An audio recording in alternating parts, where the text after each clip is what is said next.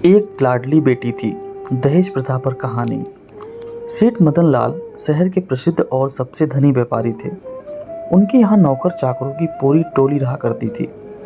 भगवान की कृपा से उनके घर लक्ष्मी धन वर्षा करती थी। सेठ मदन लाल की एक सुंदर सुशील और एक शिक्षित बेटी थी जिसका नाम कल्पना था। कल्पना अपने माँ बाप की इकलौती संतान थी, इसलिए लालन पालन में किसी प्रकार की कमी नहीं हुई। माँ बाप का प्यार भी बराबर मिलता रहा। सेठ के जीवन में किसी भी प्रकार की कोई चिंता नहीं थी, किंतु कहते हैं जिसके घर बेटी जन्म लेती है उस घर माँ बाप को चिंता होने लगती है। कल्पना पढ़ लिख कर शादी के योग्य हो गई थी। माँ बाप को कल्पना की शादी की चिंता सताने लगी। जगह जगह योग्य वर ढूंढने के लिए रिश्ते नाते के लोगों को लगाया गया। काफ़ी तलाश के बाद 2.5 साल के बाद एक योग्य वर ब्रजपाल की तलाश हुई। ब्रजपाल चौधरी सत्येंद्र का पुत्र है। नाम से ही पता चलता है कि वह चौधरी सत्येंद्र धनी से भी चौधरी हैं। सेठ मदन लाल ने चौधरी सत्येंद्र से अपनी पुत्री कल्पना के लिए ब्रजपाल से ब्याह कराने की बात की। चौधरी सत्येंद्र ने कल्पना से अपने पुत्र के विवाह का आश्वासन सेठ को दिया। चौधरी जानता था सेठ की कोई और संतान नहीं है। कल्पना उसकी इकलौती संतान है और सेठ की उम्र 50 साल से ऊपर है, अर्थात अब इसकी कोई संतान नहीं हो सकती। ऐसा लालच उसके मन में आया और उसने विवाह के लिए तत्काल हाँ कर दिया। लग्न मुहूर्त देखकर दोनों ओर से खूब उत्साह और जोश के साथ विवाह किया गया। सेठ मदन लाल की इकलौती बेटी का विवाह था, इसलिए सेठ धन का लोभ नहीं कर रहे थे। वह जी खोलकर अपनी बेटी की शादी में धन लुटा रहे थे, अर्थात धन खर्च कर रहे थे। चौधरी सत्येंद्र भी जानते थे कि उनके पास धन का भंडार आ रहा है, इसलिए वह भी सामर्थ्य से ज़्यादा विवाह में खर्च कर रहे थे। कल्पना और ब्रजपाल का विवाह संपन्न हुआ। दोनों अपने वैवाहिक जीवन को जी रहे थे। कल्पना भी अपने ससुराल में खुश थी और ससुराल वाले भी कल्पना के स्वभाव से प्रसन्न थे। कल्पना के स्वभाव से रिश्तेदार में भी कोई नाराजगी नहीं थी। सभी कल्पना के स्वभाव की तारीफ करते हुए कहते, इस जैसा बहू मिलना मुश्किल है। कुछ समय विवाह के बीते होंगे कि सेठ मदनलाल के घर एक पुत्र का जन्म हुआ, अर्थात कल्पना को एक भाई मिल गया जिससे वह राखी बांध सकती थी और उसको अपना भाई बोल सकती थी। सेठ के घर खुशियों की झड़ी लग गई।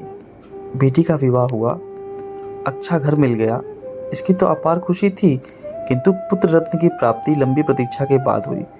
यह खुशी को दोगुनी करने वाली थी।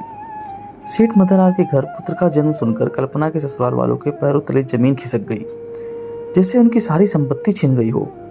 उन्होंने शादी इस लालच में की थी कि वह मदनलाल के सारी संपत्ति को एक दिन प्राप्त कर लेंगे, किंतु बेटे के जन्म के बाद यह मुश्किल हो गया था। भाई के मिल जाने से कल्पना के जीवन में खुशियां आनी चाहिए थी, किंतु यह उसके लिए दुख का कारण बन गई। सास ससुर पति सभी अब कल्पना को दुख देने लगे और उसे प्रताड़ित करने लगे। दहेज और धन के लालच में कल्पना को मारते पीटते और दिन भर भूखा रखते, किंतु कल्पना की आदर्श इतने ऊंचे थे, उसने अपने माता पिता को इस यातना और कष्ट के बारे में भनक तक नहीं लगने दी। सेठ कल्पना से मिलने और अपने बेटे की छठी अर्थात नामकरण संस्कार में निमंत्रण देने के लिए खुशी खुशी ससुराल पहुंचे। चौधरी और ब्रजपाल सेठ को देखकर असमंजस में पड़ गए कि वह कल्पना से कैसे मिलवाएंगे। सेठ सभी घटना को जान जाएगा और हमारे विरुद्ध कार्रवाई कर सकता है। तत्काल उन्होंने निष्कर्ष निकाला और कल्पना को समझा दिया, किसी भी प्रकार की बात अपने पिता को बताई तो अच्छा नहीं होगा। अनेकों प्रकार की धमकियां देकर कल्पना को उसके पिता से मिलवाया गया। बेटी भी कर्तव्यनिष्ठ थी, उसके संस्कार पुराने थे, अर्थात वह जानती थी पिता के घर से डोली निकलती है और ससुराल से अर्थी। इसी आदर्श से वह बंधी हुई थी। कल्पना ने पिता का खूब स्वागत सत्कार किया। बैठे बैठे अनायास उसकी आंखों से आंसुओं की धारा फूट पड़ी। पिता कुछ समझ पाते इससे पहले बेटी बोलती है, पिताजी ये मेरी खुशियों के आंसू हैं। बचपन से मैं भाई के लिए तरसती थी, अब जाकर मुझे एक भाई मिला है जिसकी कलाइयों पर मैं राखी बांध सकती हूँ। बस यही सोचकर मेरी आंखों से आंसू निकल गए। पिता को यह बात समझ नहीं आई। कुछ शंका और कुछ डर के कारण अधिक बातों को कुरेदा नहीं। सेठ नामकरण संस्कार में सभी को न्योता देकर अपने घर वापस लौट आए। नामकरण का दिन आ गया। चौधरी सत्येंद्र और ब्रजपाल दोनों को भी सेठ के यहाँ जाना था। किंतु उन्होंने वहाँ जाना स्वीकार नहीं किया और कल्पना को डरा धमकाकर वहाँ भेजने के लिए साजिश करते रहे। दोनों के मानवीय मूल्य इतने गिर गए कि उन्होंने एक नवजात शिशु की हत्या करने का भी षड्यंत्र रच दिया। उस षड्यंत्र को पूरा करने के लिए किसी और का नहीं, कल्पना का ही प्रयोग करना चाहा। ब्रजपाल कल्पना की पिटाई करते हुए कहता है, या तू सदा सदा के लिए अपने मायके चली जा या अपने भाई का गला दबाकर हत्या कर दे, जिसके बाद उसकी सारी संपत्ति हमारी हो जाएगी। कल्पना ऐसा नहीं कर सकती थी। वह अपने खातिर किसी निर्दोष को सजा नहीं दे सकती थी। अपने ऊपर हजारों यातनाएं सह सकती थी, लेकिन किसी निर्दोष को सताना या उसके संस्कारों में नहीं था। काफ़ी देर सोच विचार कर कल्पना ने एक अभूतपूर्व निर्णय लिया। कल्पना ने 3 पत्र लिखे। पहला पत्र अपनी माता के नाम, जिसे वह अपने जन्म देने की धन्यवाद करती रही और सदा उनकी बेटी बनकर जन्म लेना चाहती और उनके गोद में खेलती, ऐसे भावों को प्रकट कर माफ़ी मांगती हुई उनसे अगले जन्म में मिलने की बात लिखती है। दूसरा पत्र ससुर के नाम, जिसे वह पिता के रूप में मानती थी और उनकी सेवा भी की, अपने पिता से कम नहीं माना, किंतु उन्होंने अपनी बेटी के रूप में उन्हें कभी स्वीकार नहीं किया। इसके लिए वह अपने को ही दोषी मानती है और अपने ससुर से भी माफ़ी भी मांगती है कि अगले जन्म में फिर मैं एक अच्छी बहू बनकर आपके सामने आऊँगी।